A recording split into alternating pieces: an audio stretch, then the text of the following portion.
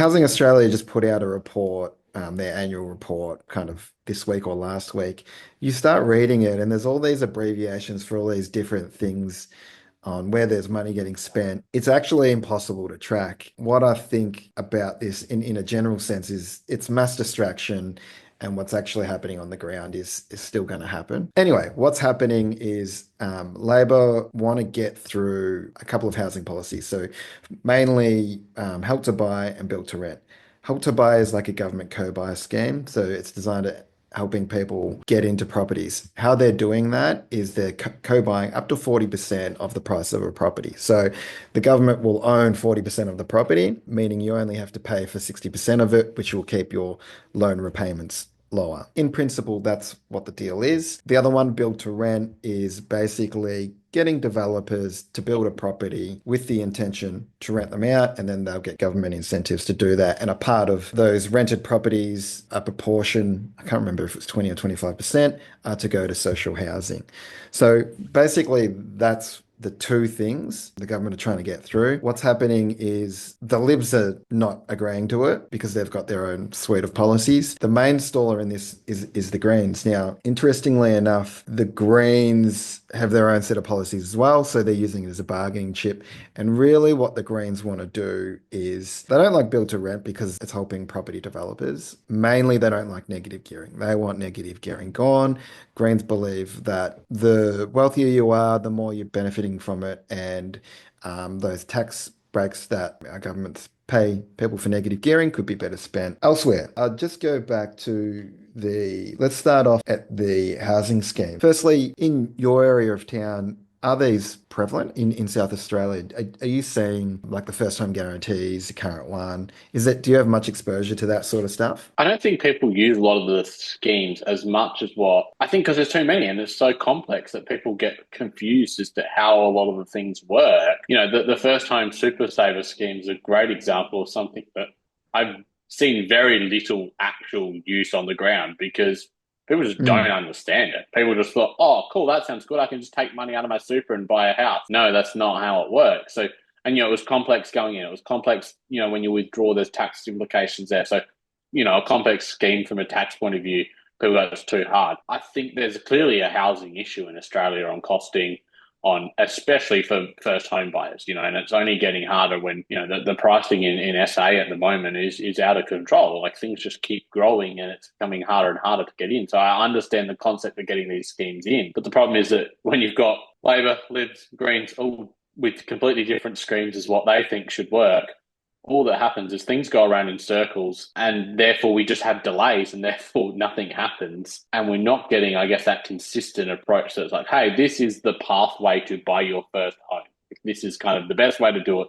How you get this support when there's so many conflicting ideas of how that should be done, it causes issues and confusion, I think. Yeah, and like I've done a lot of commentary on basically when the first homeowner grant came out, it was a national scheme, which is all a part of the GST and the capital gains. But since that time, when it came out in 2000, it's morphed and changed. And if you look at all the schemes state by state, I think there would be over 20. I could go back and look, I've got a document with all of them Yeah. written down. What you're saying is right. It's just becoming too confusing for the average people. And I feel like there's a lot of resentment from younger people. I know there's a lot of resentment because all of the stuff I've got on YouTube, I read the comments and it's really disheartening. Like I really feel for these people because I can tell you if I was 10 years younger, I'd be probably in the same boat where I'd be struggling to get into the housing market. It's a really generational thing. I want to get your opinions on negative gearing.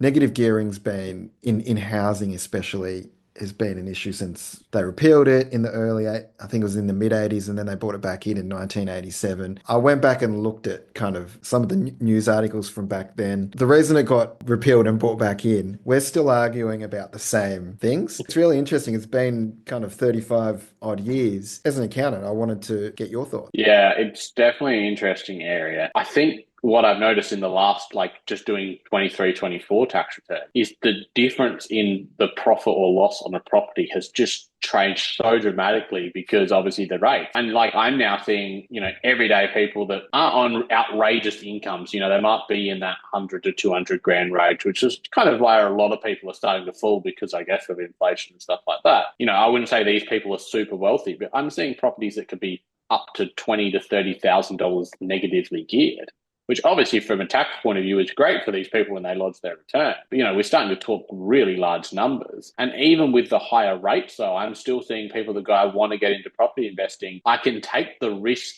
on losing a bit on an ongoing basis, especially because some of those losses aren't cash basis, their depreciation, etc. So they can take the risk on it and go, well, if I lose 10 grand, I'm going to get 3.5 grand back from a tax point of view anyway. So I'm only risking 6.5 grand. They're getting the property growth in a lot of areas still that's well and truly outpacing that. So they're like, well, I'm only risking 6.5 grand and my property might grow by 30 grand in a year. Well, of course I'm going to do it. So I guess where there's that extra incentive of, I guess you're getting a third of that risk just wiped off like that with the negative gearing, it's still very common and the amounts are getting larger because of the rates. And, it's a risky strategy, I think, for a lot of people when property prices are already so high.